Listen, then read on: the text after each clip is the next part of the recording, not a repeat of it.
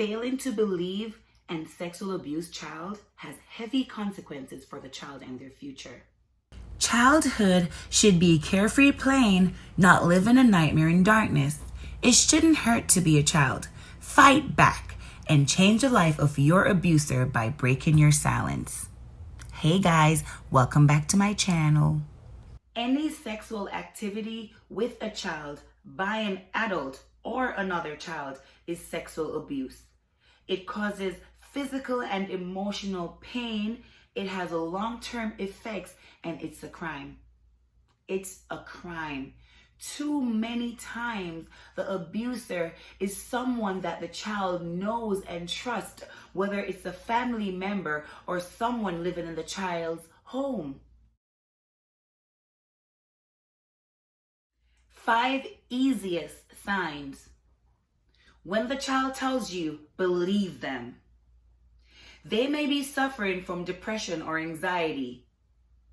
Academic changes. The child might be an A student and now they're having failing grades. They're using more sexually inappropriate languages as ways of acting out. Check your child's genital area for bruising, scars, bleeding, sensitivity, especially when you leave your child in someone else's care. Bottom line, 2 words, pay attention. Pay attention. Listen and you learn. As parents, protectors, spend less time worrying about the disgrace that follows and more time on helping and securing your child's being. When you stand up for your child, it makes it easier for them to stand up for themselves. Empowerment. The greatest harm is not by the sexual abuse itself, but by the mother's failure to acknowledge the abuse, or the mother's failure to believe her child when the child confronts her about the abuse. Young children does not have the sexual knowledge necessary to fabricate an allegation. Denial.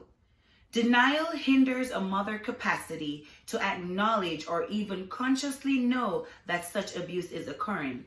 Even in the face of clear evidence, a mother who's in denial will simply stand by and allow such abuse to continue. I have 4 questions for all the mothers out there in denial.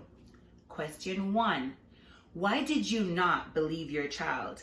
Young children do not make up stories or certain that they have been sexually molested. It's just not in their interest to do so. Question 2.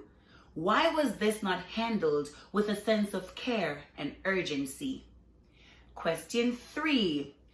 Why did you not take actions to thoroughly investigate and keep this person away from your child until, if proven innocent? Question 4.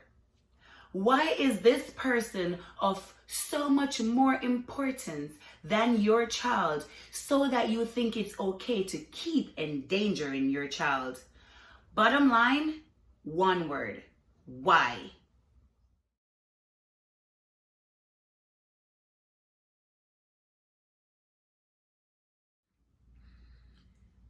A very good friend of mine called me a couple days back, and this call broke my heart. I had to stay there for 7.5 hours and listen to my friend tell me that many nights before she goes to sleep, she prays that she doesn't wake up the next day because she's afraid to take her own life. So she prays to the Lord to take her life for her. My friend has never loved. It's in every relationship, it's always her way or the highway. They always say everything in life is for a time. Time catches up to you eventually. Now she finally found this one person that she could love, and she loved him. and he hurt her in return. Now, my friend told me that the pain that she's feeling now brought her back to the age of 9, and she's feeling all that pain all over again. What happened at the age of 9, you may ask? My friend was molested by her mother's lover when she was only 9 years of age. And when she confronted the mother about the abuse, the mother's response was that she, her 9-year-old daughter, wanted it. She has failed to protect her child in the child's time of need and despair, when the child needed to be protected the most. And because of that, my friend was forced to be her own king. And when she finally dropped all the walls of protection and became someone else's queen instead of being her own king, she was hurt and brought back to a child who is powerless at the age of 9. What that mother did to that child was to kill her soul.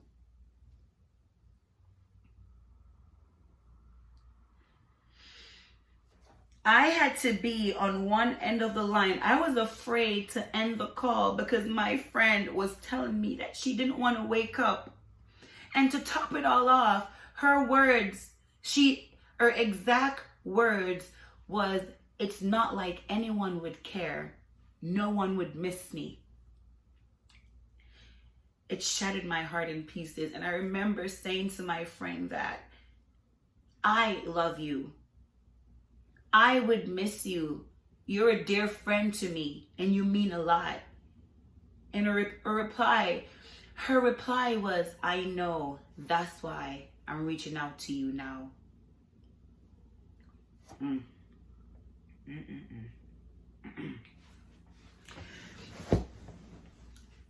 Another story that happened about 4 or 5 years back, I was in this cab and there was this lesbian in the front seat of the cab, and she was sharing her story with the driver, and she didn't seem to care that I was there. And her story was that she was being molested between the ages of 9 to 11 by her mother's lover.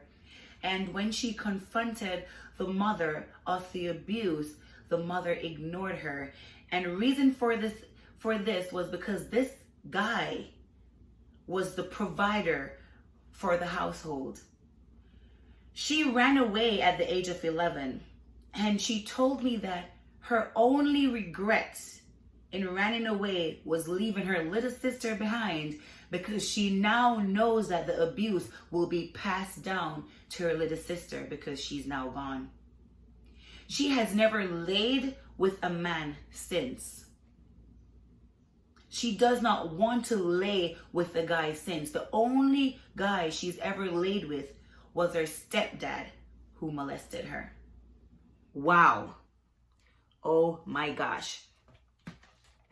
What I have to say to that is, I believe a true mother with true and natural love for her child will not stand by in denial. So I understand that researchers, doctors, psychologists have found this as an excuse for these moms, but I think there is no such excuse. Like, you should not, there's always a reason behind all these denial, whether it's greed and gluttony. Like, there's no such denial without a reason behind it. Because when a mother loves her child purely, with pure love, pure unconditional love, there's no denying that. There's no way of going around that. There's no way of finding a reason to put certain things aside. It's just not possible. So every denial in each of these mothers always have a reason behind it. And 99.9% of the time, it's greed and gluttony.